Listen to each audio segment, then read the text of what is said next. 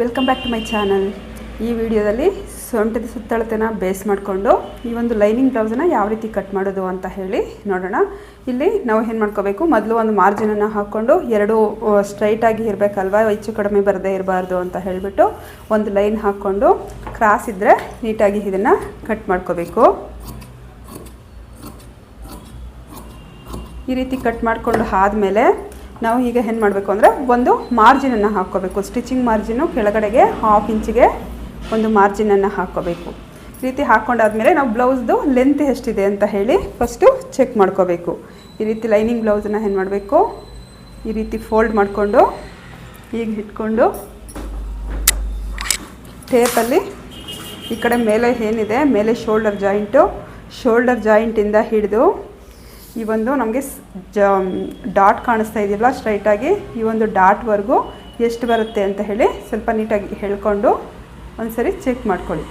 ಎಷ್ಟು ಬರ್ತಾ ಇದೆ ನಮಗೆ 14 ಇಂಚು ಈ ಒಂದು ಬ್ಲೌಸ್ ಲೆಂತ್ ಬರ್ತಾ ಇದೆ. ಈ 14 ಇಂಚು ಬ್ಲೌಸ್ ಲೆಂತ್ ಏನಿದೆ, ಈ ಬ್ಲೌಸ್ ಲೆಂತ್ನ ಆ್ಯಸ್ ಇಟ್ ಈಸ್ ಹೇಗಿದೆಯೋ ಹಾಗೆ ಈ ಮೇಲ್ಗಡೆ ಹಾಕಿದ್ದೀವಲ್ಲ ಲೈನು, ಈ ಲೈನಿಂದ ಮೇಲಕ್ಕೆ 14 ಇಂಚಿಗೆ ಒಂದು ಮಾರ್ಕನ್ನು ಮಾಡ್ಕೊಳ್ಳಿ. ಈ ಕಡೆಗೂ ಅಷ್ಟೇ 14 ಇಂಚಿಗೆ ಇಲ್ಲಿಗೆ ಒಂದು ಮಾರ್ಕನ್ನು ಮಾಡ್ಕೊಳ್ಳಿ.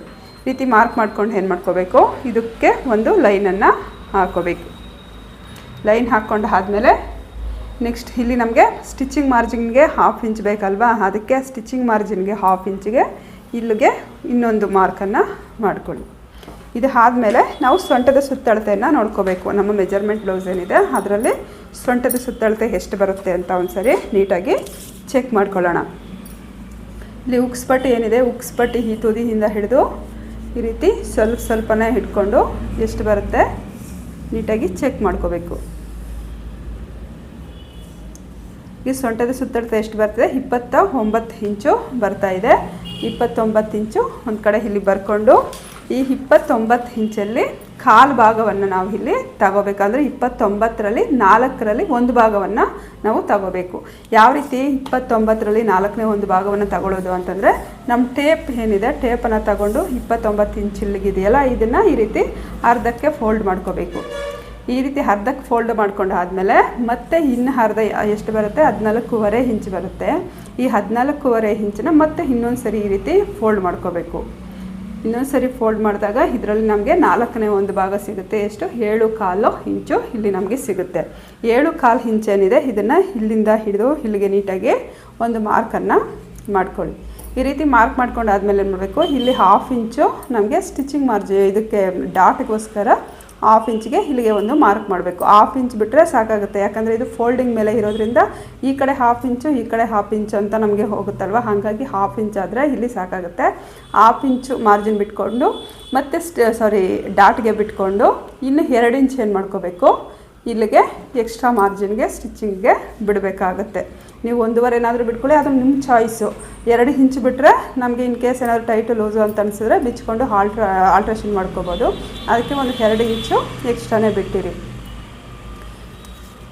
ಮತ್ತು ಇಲ್ಲಿ ಬಂದಾಗ ನಾವು ಏನು ಮಾಡಬೇಕು ಅಂತಂದರೆ, ಈಗ ಈ ಒಂದು ಸೊಂಟದ ಸುತ್ತಳತೆ ತೊಗೊಂಡಿದ್ದೀವಿ, ಇಲ್ಲಿ ನಾವು ಯಾವುದೇ ಕಾರಣಕ್ಕೂ ಚೆಸ್ಟ್ ಮೆಜರ್ಮೆಂಟನ್ನು ತಗೋತಾ ಇಲ್ಲ.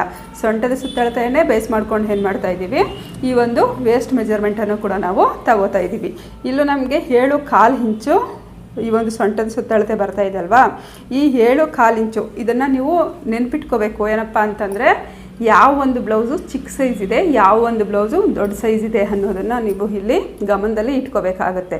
ಹಾಗಾದರೆ ಈ ಒಂದು ಚಿಕ್ಕ ಸೈಜ್ ಅಂದರೆ ಯಾವುದು, ದೊಡ್ಡ ಸೈಜ್ ಅಂದರೆ ಯಾವುದು ಅಂತ ಹೇಳಿ ನಿಮಗೆ ಈ ಒಂದು ಸೊಂಟದ ಸುತ್ತಳತೆ ಬಂದು 30ಕ್ಕಿಂತ ಕೆಳಗೆ ಇರಬೇಕು. ಅಂದರೆ 29,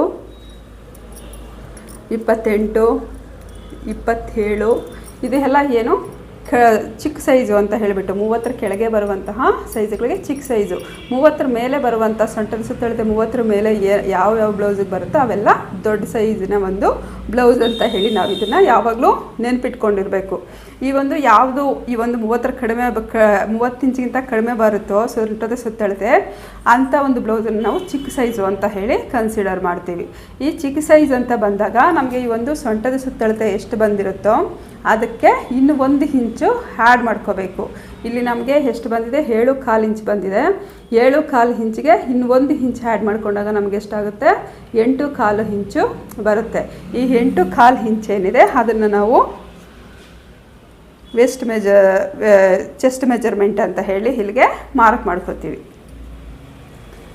ಓಕೆ, ಮತ್ತು ಇಲ್ಲಿಗೆ ಮಾರ್ಕ್ ಮಾಡ್ಕೊಂಡು ಆದಮೇಲೆ ಇಲ್ಲೂ ಅಷ್ಟೇ 2 ಇಂಚು ಏನು ಮಾಡಬೇಕು ಎಕ್ಸ್ಟ್ರಾ ಮಾರ್ಜಿನ್ ಕೊಟ್ಟು ಇಲ್ಲಿಗೆ ಒಂದು ಲೈನನ್ನು ಮಾಡ್ಕೋಬೇಕು. ಇಲ್ಲಿ ಇನ್ನು ಒಂದು ದೊಡ್ಡ ಸೈಜ್ ಏನು ಬರುತ್ತೆ 30 ಇಂಚಿನ ಮೇಲೆ ಬರುವಂಥವು ಅದಕ್ಕೆಲ್ಲನೂ 1.5 ಇಂಚು ನಾವು ಈ ಒಂದು ಆ್ಯಡ್ ಮಾಡ್ಕೋಬೇಕಾಗುತ್ತೆ. ಚಿಕ್ಕ ಸೈಜ್ಗೆ 1 ಇಂಚು, ದೊಡ್ಡ ಸೈಜ್ ಬಂದಾಗ 1.5 ಇಂಚು ನಾವು ಇಲ್ಲಿ ಎಕ್ಸ್ಟ್ರಾ ಆ್ಯಡ್ ಮಾಡ್ಕೊಂಡು ಏನು ಮಾಡಬೇಕು ಮಾರ್ಕನ್ನು ಮಾಡ್ಕೋಬೇಕಾಗುತ್ತೆ. ಇವಾಗ ಈ 2 ಲೈನನ್ನು ಸೇರಿಸಿ ಜಾಯಿಂಟ್ ಮಾಡಿ ಇಲ್ಲೂ ಅಷ್ಟೇ ಈ 2 ಲೈನನ್ನು ಈ ರೀತಿ ಜಾಯಿನ್ ಮಾಡ್ಕೊಳ್ಳಿ. ಈಗ ನೆಕ್ಸ್ಟ್ ಬಂದು ನಾವು ಶೋಲ್ಡರ್ ಮತ್ತು ನೆಕ್ಕನ್ನು ಏನು ಮಾಡಬೇಕು ಇಲ್ಲಿ ಮಾರ್ಕ್ ಮಾಡ್ಕೋಬೇಕು. ಶೋಲ್ಡರ್ ಅಂದರೆ ಈ ಒಂದು ಚಿಕ್ಕ ಸೈಜ್ ಅಂತ ಬಂದಾಗ ನಮಗೆ 5 ಇಂಚು ಶೋಲ್ಡರ್ ಆದರೆ ಸಾಕಾಗುತ್ತೆ. ಅಥವಾ ನೆಕ್ ಏನಾದರೂ ತುಂಬ ಕಡಿಮೆ ಇತ್ತು ಅಂತಂದಾಗ 5.25 ಇಂಚ್ವರೆಗೂ ತಗೋಬೋದು. ನಾನು ಈ ಬ್ಲೌಸಿಗೆ ಬಂದು 5 ಇಂಚ್ ಅಷ್ಟೇ ಶೋಲ್ಡರನ್ನು ತಗೋತಾ ಇದ್ದೀನಿ. ಮತ್ತು ನೆಕ್ ಬಂದು ಈ ಸೈಜ್ಗೆಲ್ಲನೂ 2 ಇಂಚ್ ಆದರೆ ಸಾಕು. 2 ಇಂಚು ನೆಕ್ಗೆ ತಗೋತಾ ಇದ್ದೀನಿ. ಈ ಒಂದು ಶೋಲ್ಡರ್ ಏನು ಮಾಡಿದ್ದೀವಿ, ಶೋಲ್ಡರ್ ಎಷ್ಟು ತಗೊಂಡಿದ್ದೀವೋ ಆ್ಯಸ್ ಇಟ್ ಈಸ್ ಅದೇ ಮೆಜರ್ಮೆಂಟ್ಗೆ ಈ ಕೆಳಗಡೆಗೆ ಆರ್ಮ್ ಡೌನನ್ನು ಕೂಡ ತಗೋಬೇಕು. ಇಲ್ಲಿ ನಾವು ಯಾವುದೇ ಕಾರಣಕ್ಕೂ ಮೆಜರ್ಮೆಂಟ್ ಬ್ಲೌಸನ್ನು ಯೂಸ್ ಮಾಡ್ತಾ ಇಲ್ಲ. ಮೆಜರ್ಮೆಂಟ್ ಬ್ಲೌಸ್ ಇಲ್ಲದೇ ಪರ್ಫೆಕ್ಟಾಗಿ ಮೆಜರ್ಮೆಂಟಲ್ಲಿ ಯಾವುದೇ ಮೆಜರ್ಮೆಂಟ್ಸನ್ನು ನೋಡದೆ ಈ ರೀತಿ ಕಟ್ ಮಾಡಿದ್ರೆ ನಮಗೆ ಪರ್ಫೆಕ್ಟಾಗಿ ಸೈಜ್ ಅನ್ನೋದು ಫಿಟ್ಟಿಂಗ್ ಅನ್ನೋದು ಕರೆಕ್ಟಾಗಿಯೇ ಬರುತ್ತೆ. ಅದು 5 ಇಂಚಿಗೆ ಇಲ್ಲಿಗೆ ಒಂದು ಮಾರ್ಕ್ ಮಾಡ್ಕೊಂಡಿದ್ದೀವಲ್ವ, ಇದನ್ನು ಸ್ಟ್ರೈಟಾಗಿ ಇಲ್ಲಿಗೆ ಒಂದು ಲೈನ್ ಮಾಡಿಕೊಂಡು ಒಂದು ಮಾರ್ಕ್ ಮಾಡ್ಕೋಬೇಕು. ಈಗ ಮಾರ್ಕ್ ಮಾಡಿಕೊಂಡು ಇದು ಚಿಕ್ಕ ಸೈಜ್ ಆಗಿರೋದ್ರಿಂದ ಇಲ್ಲಿಂದ ಇಲ್ಲಿಗೆ ನಾವು 1 ಇಂಚಿಗೆ ಈ ಒಂದು ಮಾರ್ಜಿನನ್ನು ಬಿಟ್ಟರೆ ಸಾಕಾಗುತ್ತೆ. ಈ ಥರ ಮಾರ್ಕ್ ಮಾಡಿಕೊಂಡು ಶೇಪ್ ತೆಗೆದ್ರೆ ಸರಿಯಾಗುತ್ತೆ. ಆದರೆ ದೊಡ್ಡ ಸೈಜ್ ಆಯಿತು ಅಂತ ಅಂದಾಗ 1.5 ಇಂಚು ಅಥವಾ 1.25 ಇಂಚ್ವರೆಗೂ ನಾವಿಲ್ಲಿ ಶೇಪನ್ನು ತೆಗಿಬೇಕಾಗತ್ತೆ. ಇಲ್ಲಿ ಏನು ಮಾಡಬೇಕು ಈ ರೀತಿ ನೀಟಾಗಿ ಶೇಪನ್ನು ಡ್ರಾ ಮಾಡ್ಕೊಳ್ಳಿ. ಈ ಥರ ಶೇಪ್ ಡ್ರಾ ಮಾಡ್ಕೊಂಡು ಆದಮೇಲೆ ನಮಗೆ ಮೆಜರ್ಮೆಂಟ್ ಬ್ಲೌಸಲ್ಲಿ ಒಂದು ಸರಿ ಈ ಒಂದು ಆರ್ಮ್ ಲೂಸ್ ಎಷ್ಟಿದೆ ಅದನ್ನು ಚೆಕ್ ಮಾಡ್ಕೋಬೇಕು. ಈಗ ಆರ್ಮ್ ಲೂಸ್ ಎಷ್ಟಿದೆ ಇದರಲ್ಲಿ ನೋಡೋಣ.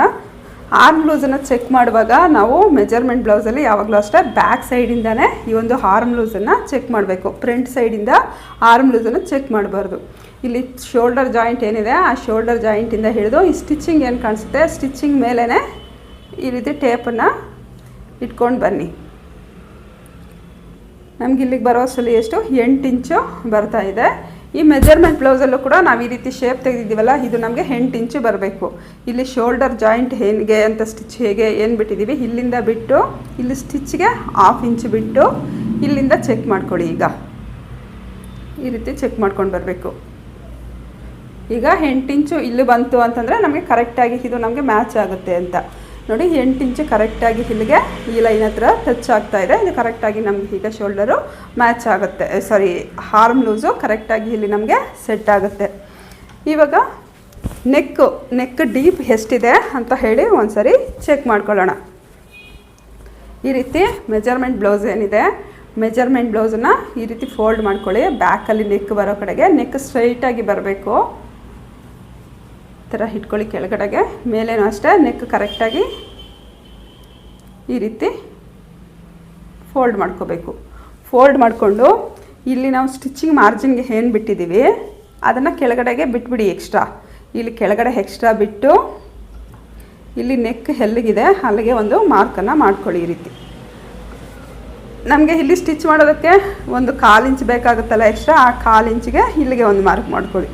ಇಲ್ಲಿಗೆ ಮಾರ್ಕ್ ಮಾಡಿಕೊಂಡು ಇಲ್ಲಿ ನಾವು 2 ಇಂಚ್ ತೆಗೆದಿದ್ದೀವಿ. ನಮಗೆ ಕೆಳಗಡೆ ನೆಕ್ ಏನಾದರೂ ತುಂಬ ಬ್ರಾಡ್ ಆಗಬೇಕು ಅಂತ ಅಂದರೆ ಕೆಳಗಡೆಗೆ ಏನು ಮಾಡ್ಬೋದು ನಾವು 3 ಇಂಚ್ವರೆಗೂ ಇಲ್ಲಿ ಬ್ರಾಡ್ ಮಾಡ್ಬೋದು. ಆಗ ಕೆಳಗಡೆ 3 ಇಂಚ್ ಇಲ್ಲಿ ತೆಗೆದಿದ್ದೀವಿ ಅಂದರೆ ನಮಗೆ ಹಿಂದ್ಗಡೆ ಶೇಪು ರೌಂಡಾಗಿ ಬರುತ್ತೆ.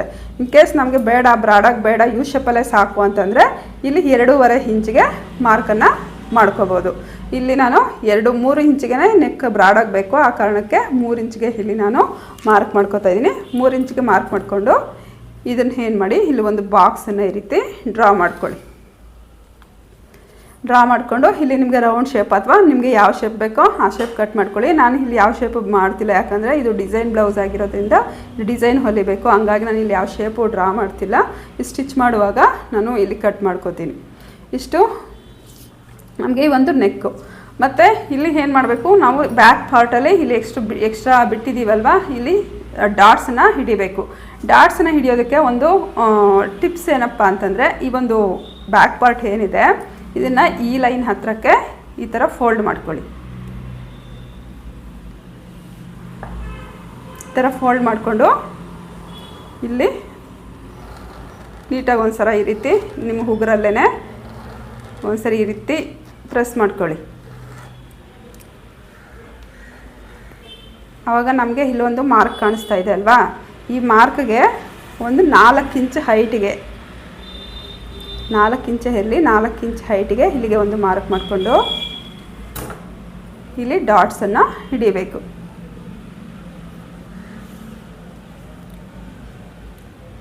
ಈ ಕಡೆಗೆ ಅರ್ಧ ಇಂಚು, ಹಾಗೆಯೇ ಈ ಕಡೆಗೆ ಅರ್ಧ ಇಂಚಿಗೆ ಈ ರೀತಿ ಮಾರ್ಕ್ ಮಾಡ್ಕೋಬೇಕು.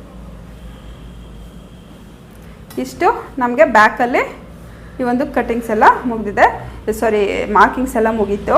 ಈಗ ಇದನ್ನು ಕಟ್ ಮಾಡ್ಕೊಳ್ಳೋಣ.